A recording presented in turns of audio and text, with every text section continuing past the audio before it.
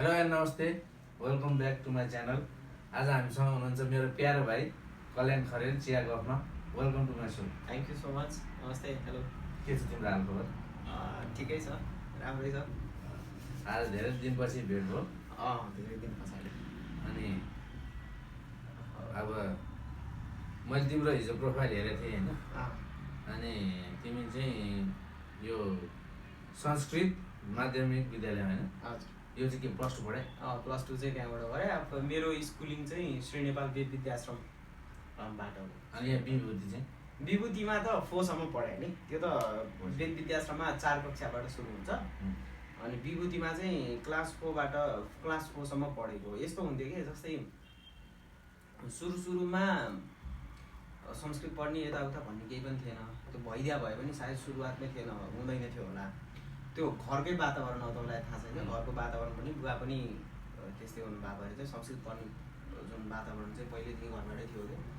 अनि त्यस पछाडि खासमा भन्यो भने संस्कृत पढ्ने चाहिँ त्यो ज्ञानप्रतिको मोह होइन सुरुको केसमा चाहिँ। अलिकति त्यो यहाँ घर छेउमा सप्ताह लाउँदाखेरि चाहिँ ढक्क हुन्छ नि, त्यो पण्डितजीलाई 15-20 जनाले घेरेर ढक्क खुट्टा टोक्ने, त्यो व्यासमा पैसा पनि मस्त चढाउने होइन।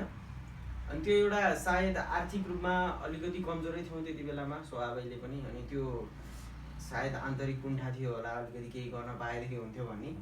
अनि त्यो भएर संस्कृत पढ्ने इच्छा मैले पनि देखाएँ। अनि बुवाहरूले पनि ओके ल गर्ने हो नि गर्न भनेर अनि पढ्ने कुरा भयो। र त्यति बेलामा चाहिँ अहिले पनि नगर्ने त्यति बेला अहिले पनि हाम्रो यो श्री नेपाल वेद विद्याश्रमबाट चाहिँ 4 कक्षाबाट मात्रै पठन पाठन सुरु हुन्छ। अनि त्यति बेला 4 कक्षासम्म त कतै पढ्नु पऱ्यो भनेर चाहिँ 4 कक्षासम्म विभूति स्कुलमा कन्टिन्यू नै गरेर अनि त्यसको बिचमा सायद म युकेजीमा 6 महिनाको लागि लभली एन्जल्स भन्ने यो फैदामा हामीले एकचोटि पसल गर्न गएको थियौँ। त्यो बेलामा 6 मन्थको लागि डाइभर्ट भएको थिएँ। नत्र भनेदेखि चाहिँ 4 कक्षा त्यहाँ पास गरेँ र यता फेरि 4 मै जोइन गरेँ। किनभनेदेखि 1 वर्ष लेट भयो क्या हामीले डिसिजन गर्नको लागि। अनि 1 वर्ष चाहिँ मेरो त्यति बेलामा बिचमा ऊ पनि भएको छ, ग्याप पनि भएको छ।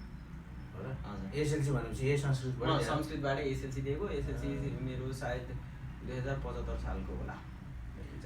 भनेपछि तिमीले चाहिँ सानै उमेरदेखि लक्ष्य चाहिँ पक्रिसकेको छ? लक्ष्य पक्रियो भन्दा नि बेला बेलामा डाइलट भयो। म पहिला एकचोटि चाहिँ 7 क्लासमा मेरो ख्याल होला, 7 क्लासमा 72 सालमा 7 कक्षामा पढ्दाखेरि भूकम्प आउने ताका चाहिँ म पुरा अब म फिल्ममा हिरो बन्छु भनेर पार भएको थिएँ। त्यो भनौँ न टाइमको थ्रुबाट मेरो लक्ष्य चाहिँ परिवर्तित हुँदै हुँदै गयो। म पढ्दै पढि नै रहेको थिएँ, पढाइ त्यस्तो खराब थिएन सानैदेखि नै। पढ्न चाहिँ पढिरहेको तर लक्ष्य चाहिँ कता यता जाने हो कि उता जाने हो कि उता जाने हो कि भनेर 2-3तिर चाहिँ मेरो कन्फ्युजन चलिरहेको थियो त्यसरी बुझ्नु। तर म पूर्ण एस्ट्रोलोजी नै मैले गर्छु, ज्योतिषशास्त्र नै मैले गर्छु भन्ने पनि मेरो प्राइभेट डिसिजन चाहिँ थिएन तपाईँलाई भन्नुपर्दाखेरि। मेरो बुवाको गुरु भइसिन्छ डाक्टर मोहन प्रसाद पोखरेल, उहाँ व्याकरणको प्रोफेसर भइसिन्छ यहीँनिर हाम्रो वाल्मिकी विद्यापीठमा। अनि उहाँ मेरो बुवाको गुरु भइसक्यो भएर मलाई भित्री रूपमा धेरै आस्था थियो उहाँसँग, अहिले पनि छ। र गुरु पूर्णिमाको छेउछाउमै थियो कि हामीले प्लस 2मा चाहिँ भर्ना गर्ने। अनि मलाई चाहिँ व्याकरण पढ्न मन थियो, भाषाको अध्ययन गर्न मन थियो, वाचक बन्न मन थियो, पण्डित बन्न मन थियो मलाई पनि। व्यासमा बसेर भागवतहरू वाचन गर्न मन थियो। त्यही गर्नको लागि भनेर व्याकरण लिएको थिएँ। गुरुले उताबाट फोन गरेर होइन ज्योतिष पढ, व्याकरण त तँलाई पढ्न मन लाग्यो भनेदेखि त ब्याचलर्समा पनि पढ्न पाइस्। अहिले चाहिँ ज्योतिष गरिस् भनेदेखि यसो चिना लेख्ने अलिअलि यसो भन्ने फलादेश गर्नेसम्म हुन्छस्। त्यही भएर चाहिँ उसमै पढ, ज्योतिष नै पढ भनेर भन्नुभयो। उहाँको डिसिजनलाई सिधै सराहना गरेर अनि त्यस पछाडि ज्योतिषमा जोइन भएको छु। भनेपछि यो ज्योतिष पढायो भनेपछि ब्याचलर पछाडि प्लस 2मै सकिसकेको छ? अहिले त ब्याचलर्स मेरो सकिसक्यो। अब मास्टर्समा? मास्टर्स फेरि यसैमा ज्योतिषको चाहिँ 2टा विधा छ। हुन चाहिँ ज्योतिष शास्त्रको खास भनेको चाहिँ 3टा विधा छन्, जस्तै संहिता, होरा र सिद्धान्त 3टा हुन्छ। तर त्यसमा पनि संहिता र होरा चाहिँ फलिक ज्योतिष अन्तर्गत पर्छ। अनि सिद्धान्त भनेको गणित चाहिँ नि हाम्रो सैद्धान्तिक ज्योतिषमा पर्छ। मैले चाहिँ फलिक ज्योतिष पढाएँ, फलिक ज्योतिषमा मैले गर्नु। जस्तै अब यो होइन तिमीले जुन काम गरिरहेछौ नि, यो पढ्न नि पढिरहेछौ, जस्तो हामी क्षेत्रीले गर्न पाइ कि नपाइ? मजाले पाइ नि, किन नपाउनु? होइन काम चाहिँ मजाले पाइ, कस्तो नपाउनु नि? काम पनि हामीले पूजासुजा होइन हामीले पनि त्यो लाइनमा जानु पाइन्छ। कर्मकाण्डको केसमा चाहिँ भएन, किनभने कर्मकाण्ड भनेको विशुद्ध ब्राह्मणको कर्म अधिकारभित्र पर्ने कुरा हो। ब्राह्मणका 6वटा कर्महरू छन्, जस्तै यज्ञ गर्ने, गराउने, दान दिने, पढ्ने र पढाउने। यी कर्महरू खासमा ब्राह्मणले गर्नुपर्ने हो र यी कर्म गर्ने व्यक्तिलाई पनि ब्राह्मण भनिने हो। अब वर्णको विभाजन जन्मको आधारमा नभएर कर्मको आधारमा हुन्छ। अब कार्मिक रूपमा ब्राह्मणले गर्ने हो। अब यो चाहिँ हाम्रो पछि आएर अथवा भनौँ न एउटा समाजमा के छ भन्दाखेरि बाहुनको छोरो भइसकेपछि यसो गर्नुपर्छ भन्ने छ, त्यो भएर त्यताबाट हो। तर ज्योतिष पेसा मैले वेदको अध्ययनलाई चाहिँ मैले साइडमा राखेँ। वेदाध्ययनको आफ्नै एउटा विधि होला। ज्योतिष पढ्नको लागि, ज्योतिषमा तपाईँले काउन्सिलिङ गर्नको लागि, फलादेश गर्नको लागि जातले केही पनि गर्दैन। जस्तै हाम्रो एस्ट्रोराज भन्ने एकजना हुनुहुन्छ, उहाँ सायद तामाङ होइसिन्छ कि अथवा त्यस्तै केही होइसिन्छ, त्यो समुदायबाट आउनुहुन्छ। उहाँ नेपालको one of the renown astrologer हुनुहुन्छ। त्यस पछाडि अहिले एकदम चर्चित हुनुहुन्छ हाम्रो अनिल थापा गुरु, उहाँ क्षेत्रीय होइसिन्छ। उहाँ पनि एकदम प्रकाण्ड ज्योतिष विद्वान हुनुहुन्छ। भनिसकेपछि जातले चाहिँ भनेको चाहिँ एउटा मिसकन्सेप्सन हो सोसाइटीमा, तर मजाले जसले पनि गर्न पाइन्छ। ज्योतिष पढ्न पनि पाइन्छ। कर्मकाण्ड चाहिँ आफ्नै त्यसका नियमहरू छन्, त्यो विवादित हुन सक्छन् अहिले यो सोसियल मिडियाको प्लेटफर्ममा भन्दाखेरि, तर त्यसका आफ्नै नियमहरू छन्। तर ज्योतिष जसले पनि गर्न पाइन्छ, मजाले पाइन्छ। जस्तै अब यो चिनाको बारेमा कुरा गर्नु, यो चिना हेर्न कतिको जरुरत छ? अब जस्तो हेर्नु पनि कतिको जरुरत छ, अनि कुन टाइममा हुन्छ नि? जस्तो वर्षमा एकचोटि, 6 महिनामा एकचोटि? वर्षमा एकचोटि हेराउने हो। र चिना हेर्नु चाहिँ हजुरको 2-4वटा ऊ छन्। पहिलाको भनौँ न परिवेश र अहिलेको परिवेश ठ्याक्कै डिफ्रेन्सिएट छ है चिनाको केसमा चाहिँ। पहिला चाहिँ मान्छेहरूको कर्म पनि लिमिटेड थियो। सबैजना प्रायः जसो कृषि कर्म नै गर्नुहुन्थ्यो। अनि त्यति बेलाको भनौँ न उहाँहरूको त्यति बेलाको आचरण र त्यति बेलाको परिवेश अनुसारकै चिना हेराइन्थ्यो। विवाह गर्ने बेलामा, केही शुभ कर्म आरम्भ गर्नलाई साइत हेर्ने बेलामा ती अवस्थामा ज्योतिषीबाट गइन्थ्यो। अहिले मान्छेको एउटा भनौँ न प्रोफेसनल लिमिटेसन एकदमै लिमिटेड बााउन्ड्रीमा छैन कि, इन्हान्स एकदमै धेरै सेक्टरमा काम गर्नुहुन्छ। अनि अहिलेको परिपाटी चाहिँ हरेक चिजहरू चाहिँ सोधेर खोजेर मान्छेको जीवन पनि स्ट्रेसफुल हुँदै गइसकेको छ। मान्छेको जीवन पहिलाको जस्तो छैन। अहिलेको पहिलाको जीवनशैली र अहिलेको जीवनशैलीमा धेरै ड्रास्टिक भिन्नताहरू छन्। त्यो भएको कारणले गर्दा पहिलाको ज्योतिषीलाई हेर्ने दृष्टिकोण र अहिलेको ज्योतिषीलाई हेर्ने दृष्टिकोण धेरै नै फरक छ। अहिले यङ्स्टर नैदेखि नै जस्तै एसएलसी पास गरिसकेपछि +2मा म कुन सब्जेक्ट पढ्दाखेरि राम्रो हुन्छ, कुन फिल्डतिर जाम भनेर पनि एउटा ज्योतिषी भाषामा परामर्श लिन आउनुहुन्छ। त्यस पछाडि +2 सकियो, अब म विदेशमा गएर अध्ययन गरौँ कि या नेपालमै केही अध्ययन गरौँ कि के गरौँ भनेर परामर्श लिन पनि आउनुहुन्छ। र त्यो सँगसँगै बिचमा मलाई यताबाट कामको अफर आइरहेछ, गरौँ कि नगरौँ कि होइन, अथवा मेरो हेल्थ बिग्रिरहेको छ, मेरो घरमा यस्तो भइरहेको छ, चाहे ग्रह बिग्रेर हो कि भनेर विविध पाटाहरूमा अहिले परामर्शहरू हुन्छन्। पहिलाको जस्तै लिमिटेड छैन। त्यही भएर चाहिँ मेरो सबैजनालाई एउटा रिक्वेस्ट, पहिला पनि त्यो परिपाटी भएको कारणले गर्दा चाहिँ वर्षमा एकचोटि चाहिँ चिना खोल्नु। र कहिले खोल्नु भन्दाखेरि यदि मानव कसैको वैशाखको 1 गते जन्म भएको छ भने उसले चाहिँ चैतको 1 गते गएर ज्योतिषी भाटामा चिना देखायो भने आफ्नो जन्मतिथि हामी दिनलाई मान्दैनौँ, जन्मतिथि चान्द्रमास अनुसार, जस्तै कसैको होला पौष शुक्ल पक्षको प्रतिपदा तिथि होला, अथवा आफू जुन तिथिमा जन्मेको छ त्यो तिथिमा चाहिँ अष्टचिरञ्जीवी भन्ने एउटा पूजा हुन्छ। त्यो धेरै ठुलो अनुष्ठान होइन, सानै अनुष्ठान हो।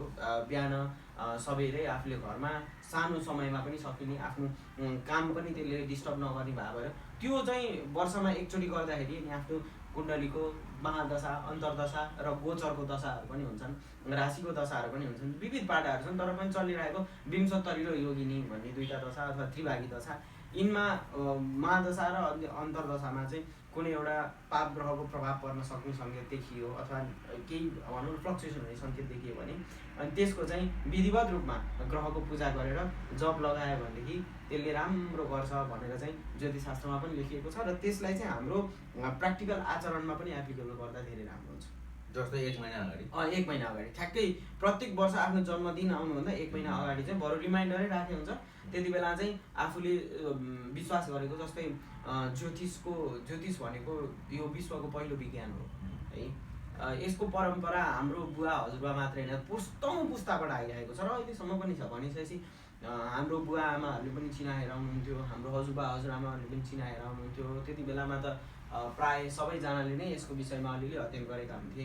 अनि उहाँहरूले जसलाई विश्वास गर्नुहुन्थ्यो, जोसँग पारम्परिक रूपमा चिना हेराइराखेको छ, उहाँसँग हेराउँदा पनि भयो, होइन नयाँ ट्राई गर्नु छ भने नयाँ ज्योतिषी अहिले धेरै विद्वान ज्योतिषी गुरुहरू आउनु भएको छ, उहाँहरूसँग कन्सल्टेसन गर्न पनि सकिन्छ। त्यो चाहिँ त्यसलाई चाहिँ एउटा जीवनको एउटा अभिन्न पाटोको रूपमा गऱ्यो भनेदेखि राम्रो हुन्छ। जस्तो मैले अब तिमीलाई चिनेको छु, हजुर, बच्चादेखि देखेर मान्छेहरू, जस्तो यो ज्योतिष काखमै खेलाउनु भयो नि भ्याइएन होला, ए हो र, किन र? त्यो चाहिँ अलिक भ्याइएन। म जन्मिसकेको थिएँ हजुर आउँदाखेरि थिएन अनि म त त्यही घरमै जन्मेँ हो। अनि देख्न चाहिँ अब त्यो काखैमा त खेलाइएन होला, गोम भएला के गर्नु होला। जस्तो अब तिमीलाई मैले सानैदेखि देखाएँ, अब विश्वास हुन्छ होइन। जस्तो जेन्युइन ज्योतिषी कसरी चिन्ने राम्रो? अब अहिले हजुरले एकदम सान्दर्भिक प्रश्न उठाउनु भयो। खासमा भन्यो भने हाम्रो यो चियाको अलि धेरै नै मतलब फर्मालिटी भइरहेछ कि क्या हो जस्तो लागिरहेछ है मलाई तर पनि हो कि यो चाहिँ अहिले अफकोर्स यसमा विकृति पनि धेरै छन् है। जस्तै त्यो हरेक फिल्डमा छ। ज्योतिष शास्त्र पनि यसबाट विमुख चाहिँ हुन सकेको छैन, अथवा ज्योतिषको फिल्ड पनि योबाट बाहिर जान सकेको छैन। धेरैवटा समस्याहरू देखिएका छन्। जस्तै अहिलेको समयमा सोसियल मिडियामा धेरै ज्योतिषीहरू आउनुभयो। झन् यो कोभिडको टाइमबाट टिकटकको उदय भइसके पछाडि त एकदमै धेरै भयो। कतिपय ज्योतिषीहरूले सामाजिक सञ्जालमा विविध किसिमका फलादेशहरू लेखिदिएर त्यसले ज्योतिष शास्त्रलाई अथवा ज्योतिषको फिल्डलाई बदनाम गर्ने खालका कन्टेक्स्टहरू पनि नआएका होइनन्। पहिलेबाट पनि धेरै विवादित आफ्नो वक्तव्यहरू धेरै ज्योतिषीहरूले जारी गर्नुभएको छ। तर उहाँहरूलाई मेरो उहाँहरूको कारणले गरेर चाहिँ कतिपय मानिसहरूलाई मिसकन्सेप्सन छ कि को चाहिँ जेन्युन छ, को चाहिँ जेन्युन छैन भन्ने कुरा। तर फेरि कहिलेकाहीँ के हुन्छ भने ज्योतिष शास्त्र एउटा साधना र सिद्धिको एउटा प्रतीक पनि हो है। कहिलेकाहीँ के हुन्छ, बाणीमा लक्ष्मी आइदिएकी हुन्छन्, लक्ष्मी भगवानको बास भएको हुन्छ, अथवा भनौँ सरस्वती भगवानको बास भएको हुन्छ। त्यो हुँदाखेरि चाहिँ कहिलेकाहीँ सामान्य व्यक्तिले पनि केही भन्यो भने त्यो पुग्न सक्ने कन्डिसन हुन्छ हो र। सामान्य व्यक्तिले पनि जस्तै भन्नुहुन्छ नि बुवा आमाले कुराहरू गर्दाखेरि पनि यस्तो हुनसक्छ भने विश्लेषणात्मक तरिकाले भने पनि ठ्याक्कै त्यस्तै घटना भइदियो भनेदेखि अब त्यसलाई सान्दर्भिक मान्ने कि असान्दर्भिक मान्ने त भन्दाखेरि चाहिँ कहिलेकाहीँ त सरस्वती मुखमा आएर बस्दै हुन्थ्यो हो, उहाँहरूको पनि मुखमा सरस्वती आएर बसिदिनु भयो भने उहाँले गरेको कन्सल्टेसनमा कतिपयलाई फाइदा पनि भएको छ कि। सो व्यक्तिवादी कुरामा नजाऊँ, तर पनि जेन्युन एस्ट्रोलोजर चाहिँ आफूले पारम्परिक रूपमा पारिवारिक रूपमा कसलाई हेराइराख्नु भएको छ उहाँहरूलाई नै हेराइराख्नुभयो भने धेरै राम्रो हुन्छ। र नयाँ खोज्नुहुन्छ भनेदेखि त अहिले भनौँ न सोसियल मिडियामा एउटा ब्रान्डै बनाएर पनि बस्नु भएको छ, धेरैजना चर्चित पनि हुनुहुन्छ। उहाँहरूको अफकोर्स एक्सपिरियन्स राम्रो भएर नै चर्चित हुनुभयो होला। उहाँहरूसँग कन्सल्ट गर्दाखेरि राम्रो। जस्तो हामीले आफूले नि हेर्नु मिल्छ के हो, किन नमिल्नु नि। तर यस्तो एउटा के हुन्छ, शल्य चिकित्सा छ क्या हाम्रो आयुर्वेदमा। त्यसले के भन्छ भने कुनै पनि वैद्यले आफ्नो जिउ आफैले काट्न सक्दैन क्या हो नि। प्र्याक्टिकल्ली पनि त्यो हो नि त। हो त्यो भएर चाहिँ ज्योतिषीले आफ्नो चिना हेरेर आफ्नै कुरा चाहिँ प्रेडिक्ट गर्न त्यो सक्दैन। किन सक्दैन रहेछ भने मैले पनि त यो कुरा पढिसकेपछि त मैले पनि त प्र्याक्टिकल्ली अनुभव गरेँ होला धेरै कुराहरू। जस्तै हामीले अरूहरूको कुण्डली हेरेर उनका टाइम फ्रेम अनुसार के कस्ता सङ्केत हुन सक्छन् हामीले बताइदिन सक्छौँ। तर आफ्नो जब आफूमा प्रश्न आउँछ नि एकदमै धेरै पोजिटिभनेस हुँदो रहेछ र स्वीकार्य नहुँदो रहेछ आफूलाई। अब जस्तै कसै मेरो प्रत्यन्तरतिर राहु आयो भने अब राहुको खैर मेरो कुण्डलीमा राहु खराब छैन, मङ्गल आयो भने मङ्गल अलि मारक स्थानमा बसेर मङ्गलको प्रत्यन्तर आयो भने त्यसले अलिकति जे घाउचोट दिन सक्छ मलाई।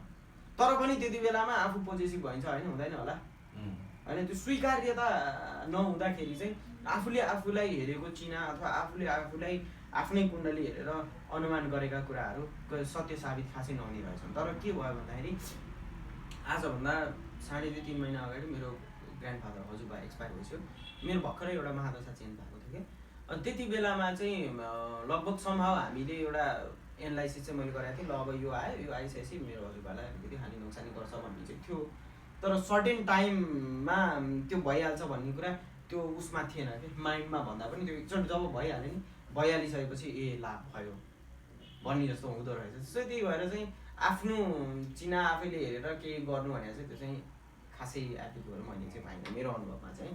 अब कसैले पाउनु होला, कसैमा त्यो एउटा सार्थ भनौँ न, एउटा भनौँ न के भन्छ नि त्यसलाई के भन्छ सेटिस्फाई होइन कि आफूमा त्यो एउटा सामर्थ्यता छ आफ्नो चिनाहरू र आफूलाई के हुनसक्छ भन्ने स्वीकार गर्ने सामर्थ्यता छ भने उहाँहरूले सक्नुहुन्छ होला सायद म चाहिँ त्यसमा योग्य छैन होला त्यसो जस्तो मैले एउटा सुनेको कुरा होइन जस्तो कालो जिब्रो हुन्छ नि त्यो कालो जिब्रोले भनेको ट्याक्कै हुन्छ यो यस्तो हो कालो जिब्रो भनेको जिब्रो भने मुखभित्र आउँछ र जन्मकुण्डलीको धनस्थानबाट विचार गरिन्छ धनस्थान भने second house second house of the horoscope indicates the voice अथवा बाणी उसको जिब्रो मुखका अङ्गहरू होइन नाकानी एन्टीहरू त्यस्तो हेरिन्छ अनि त्यसमा चाहिँ कुनै एउटा पाप ग्रह गएर बस्दियो जिब्रोमा होइन त्यो सेकेन्ड हाउसमा पाप ग्रह गएर बस्दियो भनेदेखि त्यस्ता व्यक्तिहरूको बोली चाहिँ अलिकति भनौँ न ठाडो किसिमको र अलिकति यथार्थवादी हुन्छन् हो यथार्थवादी यथार्थ पुग्दैन त पुग्छ अनि ती व्यक्तिहरूको चाहिँ के हुन्छ भने भनेको कुरा चाहिँ सकारात्मक कुरा पुग्दैन नकारात्मक नराम्रो कुरा छ हो मैले ट्याक्कै त्यसरी बुझ्नु भनेपछि तिनीहरूसँग बस्नु परेन भन्ने जस्तै उहाँहरूको फेरि यस्तो हुन्छ नि यो हेर्नु भने उहाँहरूलाई सुझाव पनि छ यदि त्यस्तो तपाईँहरूलाई लागिरहेछ भने फ्रिक्वेन्टली त्यो कुरालाई फेरि आफ्नो जीवनबाट हटाउन सक्नुपर्छ जस्तै मैले केही भने मानौँ एकजना मान्छेको मुख धनभावमा राख्छ उसले बोले त पुग्छ तर नेगेटिभ कुरा पुग्छ मङ्गल छ भने नेगेटिभ कुरा पुग्छ त्यो व्यक्तिले नेगेटिभ प्रेडिक्सन गर्न छोड्नु पर्यो मान्छेलाई नकारात्मक कुराहरू भन्न छोड्नु पर्यो र भनेर जब उसको पुग्छ नि तब आफ्नो जिउबाट आफ्नो जीवनको ऊर्जा चाहिँ उतातिर ट्रान्सफर हुन्छ आफू चाहिँ कमजोर बनाउँछ कि फेरि त्यसले भन्ने मान्छे आफै कमजोर हुन्छ ऊ त कमजोर भयो तर त्यसको साइड ब्याक आफूलाई एकदम नराम्रोसँग पर्छ सो त्यो प्लिज यदि त्यस्तो तपाईँलाई अनुभव भएको छ जिब्रो कालै हुनुपर्छ भन्ने पनि छैन यदि त्यस्तो अनुभव भइरहेको छ जस्तै मैले भनेको कुराहरू चाहिँ मान्छेहरूलाई पुगिरहेको छ जस्तै मैले भने यो लडेदेखि हुन्थ्यो भनेर त्यो लडिरहेछ यसको बर्बाद हुन्छ भनेर मनमान गरे त्यसको बर्बाद भइरहेछ त्यो आफूलाई अनुभव भयो भने चाहिँ यस्तो कामहरू चाहिँ गर्न छोड्दिनँ किनभने त्यसले आफैले हानि नोक्सानी गर्छ है त्यो चाहिँ राम्रो होइन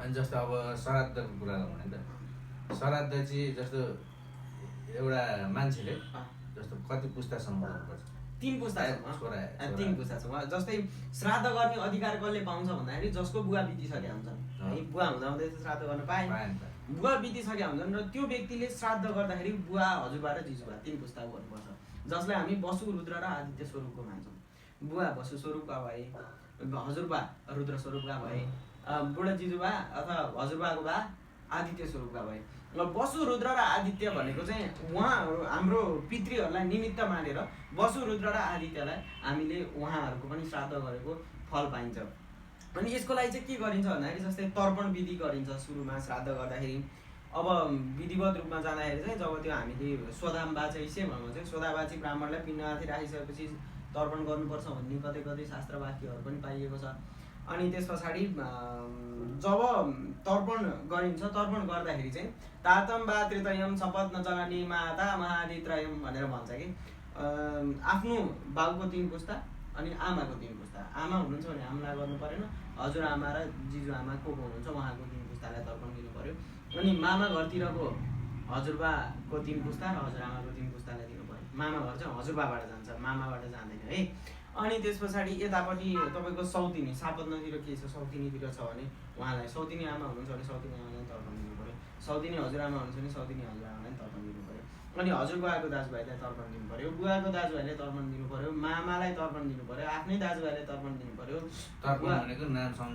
पानी दिने नाम सम्झेर नै सङ्कल्प भनेर अनि त्यो पछाडि बुवाका दिदीबहिनीलाई तर्पण दिनु पर्यो इभन आमाको दिदीबहिनीलाई पनि तर्पण दिनु पर्यो र उहाँहरूको पति पनि बित्नु भएको छ भने के भन्छ भने सपत्य साधव भनेर चाहिँ त्यहाँबाट दिन सकिन्छ त्यस पछाडि सासू हुनुहुन्छ भने सासूलाई ससुरा हुनुहुन्छ भने ससुरालाई आफूलाई जसले गायत्री मन्त्र दिए उनलाई आप्त पुरुष भन्छ आफूले आत्माबाट कसैलाई हुन्छ नि जस्तै हजुरसँग रिलेटेड नहुने भए पनि जीवनमा कसैले गुण लगाइदिएका हुन्छन् ती व्यक्तिहरूलाई पनि सम्झेर ल हुन्छ भनेदेखि मेरो विश्वासबाट हुन्छ भने आप्त पुरुषलाई पनि तर्पण दिन पाइयो त्यस पछाडि राजालाई भूपति भनेर भन्छ हामी त्यस पछाडि के अरे अर्को एउटा मन्त्र हुन्छ जब हामीले भीष्मको तर्पण गरिसक्छौँ भीष्मको पनि पितामह अनि सबका पितामह हुन् अनि जब चाहिँ जीवराशि विराकीर्ण अण्डकोशम गृहो महान्तोत्पाद मनुष्य सब जीवात्मा तर्पण भनेर यसरी तर्पण जब हामीले वस्त्र निष्पीडन गरिसकेपछि दिन्छौँ त्यसले पनि धेरै भनौँ न आफ्नो कोही नतरेका हुन सक्छन् या केही हुन सक्छन् उनलाई पनि सम्झेर दिएको तिनले नि पाउँछन् भन्ने कुरा छ। सो श्राद्ध गर्दाखेरि चाहिँ बुवा हजुरबा र जीवाको यसरी युज गर्नुपर्छ र यो कति भनौँ न कति राम्रो छ हाम्रो कल्चर भन्दाखेरि विधिवत रूपमा जेसुकै होस् त्यो विश्वासका पाठहरू गरौँ। किनभने मरिसकेपछि के हुन्छ भनेर कसैले देखाएको छैन, त्यो देखाउँदा मर्नै पर्छ। मरिसकेपछि जिउँदो भएर हामीले हाम्रो अनुभव साट्न पाउँछौँ पाउँदैनौँ। हाम्रो ऋषिमुनिहरूले यहाँ बसेर यी शनि ग्रह यति टाढा छन्, यो गतिमा सूर्यको परिक्रमा गर्छन्, बृहस्पति यति टाढा छन् यो गतिमा सूर्यको परिक्रमा गर्छन्, पृथ्वीबाट चन्द्रमा यति टाढा छ र चन्द्रमाले पृथ्वीको परिक्रमा गरेर यो गतिमा हिँड्छ भन्ने त्यतिसम्म सैद्धान्तिक बाटो। जस्तै आधुनिक विज्ञानलाई मान्ने हो भने त हाम्रो त्यो पूर्वीय समय त एकदमै धेरै भनौँ न प्रिमिटिजाइज थियो भनेर भन्छ नि त, ढुङ्गे युग भनेर भन्छ। ढुङ्गे युगमा पनि त्यति विज्ञानहरू चाहिँ प्रतिपादित भइसकेका थिए र उहाँहरूले आफ्नो त्याग, आफ्नो सिद्धि, आफ्नो योग बलद्वारा अनुभव गरेका कुराहरूलाई चाहिँ उहाँहरूले आफ्नो भनौँ न किताबमा लेख्नुभयो, जसलाई मृत्युको कुराहरू पनि स्वर्ग नर्क आदि इत्यादि मृत्यु पश्चात के हुन सक्छन् भनेर विविध किसिमका कुराकानीहरू गरिँदाखेरि त्यहाँनिर त्यसका पनि उल्लेखहरू गरिएका छन्। त्यो अनुसारले चाहिँ बताइएका अनुभव अनुसार बितिसके पछाडि यो संस्कार गर्नु उपयुक्त हुन्छ भनेर जुन श्राद्धको संस्कार आएको छ त्यसलाई विश्वास गरेर सबैजनाले गऱ्यो भनेदेखि राम्रो हुन्छ। र चिना हेर्दाखेरि कहिलेकाहीँ पितृहरू नथरेका छन् भने देखिन्छ। जस्तै मैले धेरैवटा पोडकास्टमा पनि भनेको छु, जसलाई हामी प्रेतको संज्ञा दिन्छौँ, भूतको संज्ञा दिन्छौँ, जसले हामीले पिशाचको संज्ञा दिन्छौँ, धेरै किसिमका कन्डिसनहरू हुन्छन् ग्रह अनुसारले होइन। तर त्यसमा चाहिँ के हुन्छ त भन्दाखेरि चाहिँ हामीले जब उहाँहरूलाई यस्तो विषयमा कन्सल्टेसन गर्छौँ अनि त्यो को व्यक्तिको हो त्यो पनि रेक्टिफाई गर्न सकिन्छ। अनि उहाँहरूको त्यो देखिएको कारणले पनि यो ज्योतिषशास्त्रसँग यसरी आउनु भने त कहीँ न कहीँ इन्टरकनेक्टेड छ र कहीँ न कहीँ साइन्टिफिक छ भन्ने कुरा चाहिँ अनुभव गरेको छु मैले। जस्तो अनि गरेन भने चाहिँ के हुन्छ? गरेन भने त्यही हो, हाम्रो जस्तै हामीले देख्ने कुरा त होइन पाँच भौतिक कुराहरू देख्छौँ। पाँच भौतिक भनेको देयर आर 5 एलिमेन्ट्स, पृथ्वी जल तेज वायु र आकाश। पाँच भौतिक चिजले, जसमा पनि हामी वायु तत्त्वलाई देख्दैनौँ, महसुस मात्रै गर्न सक्छौँ है।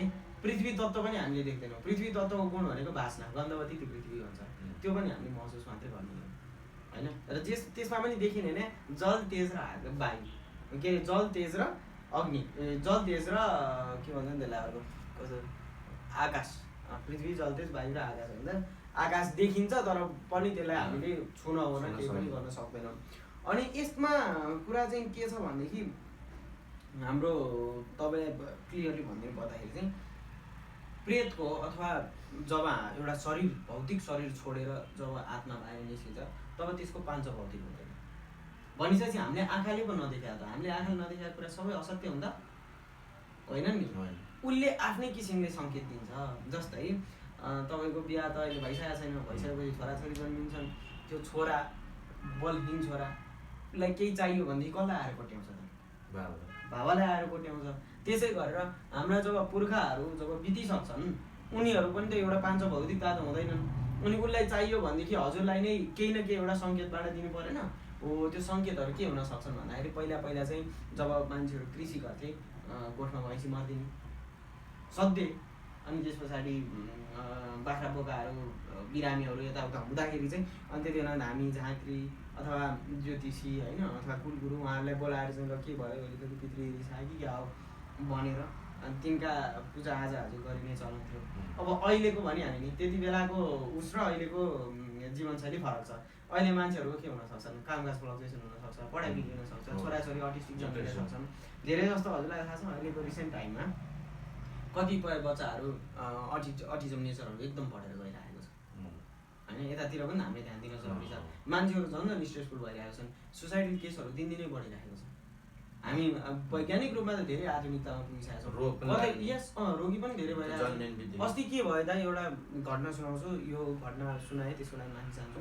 एकजना दिदीले मलाई कन्सल्टेसन गर्दाखेरि मेरो बाबुले 1 महिनासम्म दिशा गर्दैन भन्नुभयो। कब्जियत कुन लेभलको रहेछ? त्यो के को डिफल्टको कारणले हो? नेचुरल डिफल्ट हो होइन? त्यसमा केही न केही कारण हुन्छ। हो यस्ता यस्ता चिजहरू धेरै देखिया छन् जसमा यी पैतृक चिजहरूको ऋण हुन्छ कि मान्छेलाई धेरै किसिमका ऋण हुन्छन्, जसमा पनि देव ऋण, पितृ ऋण, ऋषि ऋण, अनि त्यस पछाडि यी आदि इत्यादि ऋणहरू हुन्छन्, जसमा पितृ ऋण अलिकति धेरै नै आफ्नो लागि इम्पोर्टेन्ट हुन्छ। र पैतृक ऋण भनेको सन्तान जन्माएर आफू एउटा गृहस्थीमा बसेर उनका ऋण चुक्ता गर्ने हो। त्यो ऋण उनको जुन क्रियाकर्म आदि इत्यादि कुराहरू, त्यो ऋण परिपूर्ति नगर्नाले आफ्नो सन्ततिहरूमा, आफ्नो कामकाज, आफ्नो जीवनशैलीमा आएका डिफल्टहरू हामीले धेरै देखेका छौँ। बुझ्नु भयो नि, यसमा चाहिँ त्यतातिर हान्दो रहेछ। यो एकदम गाह्रै रहेछ। गाह्रै छ, एउटाले गर्दा अरूलाई गाह्रो। फेरि यसलाई सहज मान्ने हो भने सबभन्दा सहज छ, गर्नु धेरै के पर्छ। मान्छे बितिसकेपछि 13 दिनको क्रिया अलिकति क्रियाकर्म गर्नलाई आनुष्ठानिक हिसाबले थोरै गाह्रो छ, अथवा भनौँ त्यति बेलामा गर्दाखेरि त्यसका नियमहरू छन्, के खाने के नखाने, एक छाक मात्रै खाएर बुवाको शोक बारेर बस्नुपर्छ या आमाको शोक बारेर बस्नुपर्छ। त्यस पछाडि त वर्षको एकचोटि श्राद्ध आदि कर्म गर्ने त हो। राम्रोसँग निधन भएको छैन भने पनि एकचोटि श्रीमद् भागवत महापुराणको अनुष्ठान लगाउने त हो। अहिले त भागवतमा पनि धेरै विकृति छ। भागवतमा अहिले भागवत कम रत्योली ज्यादा भइरहेको छ।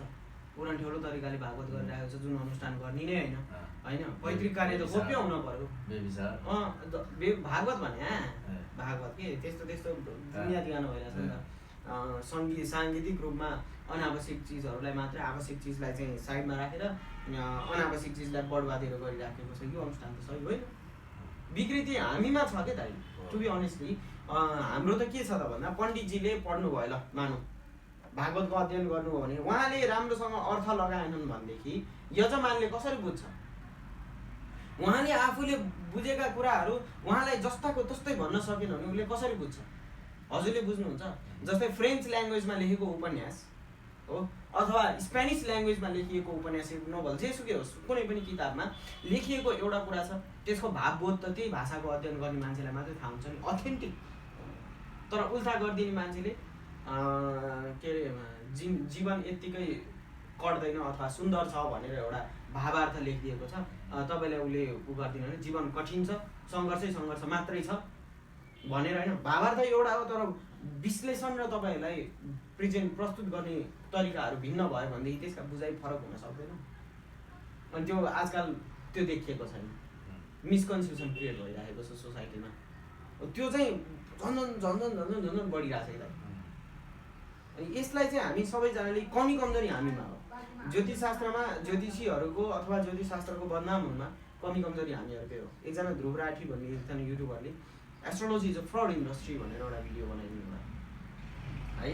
मलाई एउटा कुरामा डिससेटिस्फ्याक्सन के थियो भन्दाखेरि उहाँले एस्ट्रोलोजीको बारेमा भिडियो त बनाउनु भयो, तर उहाँले एस्ट्रोलोजी पढ्नु भएको छैन। एस्ट्रोलोजीलाई फ्रड भन्नुभन्दा पनि एस्ट्रोलोजीको फिल्डमा जो आएर काम गरिरहेछन् उहाँले चाहिँ त्यसका गलत फाइदा उठाइरहेका छन् भनेर जुन उहाँले भावार्थ बोध गर्नुभयो नि, त्यस पछाडि त्यो सही छ वास्तविक रूपमा, यो देखिएको पनि छ। त्यो गर्न थालिसकेपछि त पुरा व्यक्तिहरूलाई नै त्यसको सटाएर आउनु त स्वाभाविक कुरा हो नि त। अनि हामी जस्तो जो सानोदेखि यही कुरा पढेर बसेका छौँ, हामीलाई त अलिअलि भयो भने थाहा होला नि त। ज्योतिषशास्त्र त यत्रो 4 लाखवटा सूत्रहरू छन्, 4 लाखवटा सूत्रहरू, श्लोकहरू 4 लाखवटा छन्। तीमध्ये 1-2 हजार सायद पढियो होला, हामीलाई केही न केही त थाहा छैन। अनि हामी जस्ता मान्छेहरू पीडित हुनु परेको छ जिन्दगीमा, यही पढेर आएको मान्छेहरू, यी एउटा लिमिटेड व्यक्तिहरूको कारणले, र यो हरेक फिल्डमा छ। सो कमजोरी हामीमा छ, अरूहरूलाई यसमा दोष दिनु बेकार छ। यसको कुरा त्यही नै। जस्तो म एउटा पर्सनल कुरा सोध्छु नि, मेरो जस्तो मान्छे बित्छ होइन। अस्ति नै म एकचोटि एउटा साथीले बित्नु भएको गएँ म त्यो दिन। अनि मलाई चाहिँ के कुरामा अप्ठ्यारो हुन्छ भने त्यो के अरे 10 दिन कि 13 दिन हामीले गएर सेपरेसी बनाउन खाना बोलाउँछ नि, त्यो दिन मलाई जानु मन थिएन। त्यही पनि म जबरजस्ती साथीले भनेर गएँ, खाएँ, अप्ठ्यारो हुँदो रहेछ। त्यो के जानै पर्ने हो त्यो दिन चाहिँ हो नि। जस्तै हामीलाई थाहा छ बन्धु बान्धवहरू जो हाम्रो एउटा अरू कुरामा नजाँदा सैद्धान्तिक पक्षमा छोडिदिनु, व्यावहारिक रूपमा कसैलाई डिफाइन गर्नु पर्यो उसको इम्पोर्टेन्स भनेदेखि न जिउँदा जन्ती न मर्दा मलामी भन्छ नि मान्छे। जन्ती र मलामी भनेको त्यति इम्पोर्टेन्ट कुरा हो। अहिले पो मान्छेहरू पार्टी प्यालेसमा बिहा गर्छन्, नजिकै गर्छन्, यसो गएर बिहा त खाएर निस्किने अथवा केटी पक्षमा जान्छन् गोर्दो हालेर निस्किने कन्डिसन हो।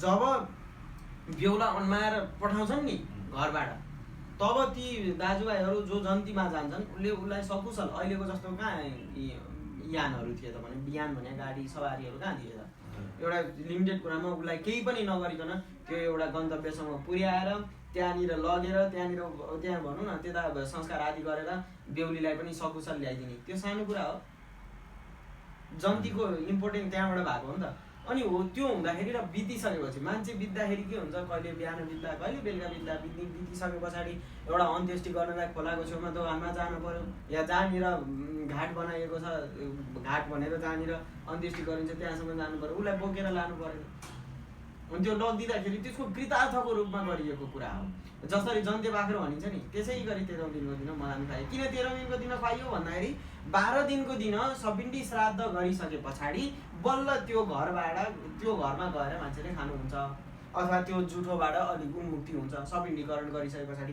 अनि 13औं दिनको दिन खुवाइएको मान्छे बितिसकेपछि त खुवाउनु पाइएन नि त हो जसरी जन्ते बाख्रो खुवाइन्छ त्यसै गरी मलामीले त्यो खुवाइएको हो र त्यसमा हामी गइदिनुपर्छ खाइदिनुपर्छ त्यसको दोष अलि अप्ठ्यारो मान्नै पर्दैन नि किन मान्ने ए होइन त्यस्तो महसुस नगर्ने त्यो गएर खाइदिने त्यो राम्रो कुरा हो जस्तो अब होइन अब यो सानो कुरा गरेर अब हामी पछि कुरा पनि गरौँला जस्तो अब अपकमिङ यो गभर्नमेन्टको के हुनेवाला छ गभर्नमेन्टको दाइ यो लास्टै अंशको छ होइन सबै धेरैजनाले चाहिँ राजा चाहिँ पुनर्गतिमा जाने कुराहरू पनि गरिरहेका छन् मैले अलि गभर्नमेन्टल कुराहरू गरेर अहिले गर्नु ठिक पनि छैन धेरैजना व्यक्तिहरूले भनिरहेछन् त्यसैले हामी फलो गर्ने हो मेरो रिसर्चले भन्ने कुरा चाहिँ 2080 साल पछाडि अस्ति गएको 2080 साल पछाडि नेपालमा पोलिटिकल रिभोल्युसन आइ नै रहेको छ यो अझै पनि जुन अहिले बृहस्पति अतिचारी छ नेपालको गभर्नमेन्ट नयाँ आए पनि पुरानो आए पनि एथिकल चाहिँ हुनेवाला छैन रिसेन्ट टाइमसम्म पनि भनेको पूर्ण तरिकाले भनौँ न जनताले आश गरेकै जस्तो सरकार चाहिँ बन्दैन त्यति चाहिँ र चुनाव भयो भने कुरा गरौँ न ल आजलाई यति नै अब तिम्रो नै चिया पनि सकियो फेरि पनि नेक्स्ट एपिसोडमा अथवा फेरि पनि भेट्नेछौँ आजलाई नमस्ते हस्त सबैलाई नमस्कार अर्को पोडकास्टमा फेरि भेटौँला अर्को गेस्टसँग हस्त नमस्कार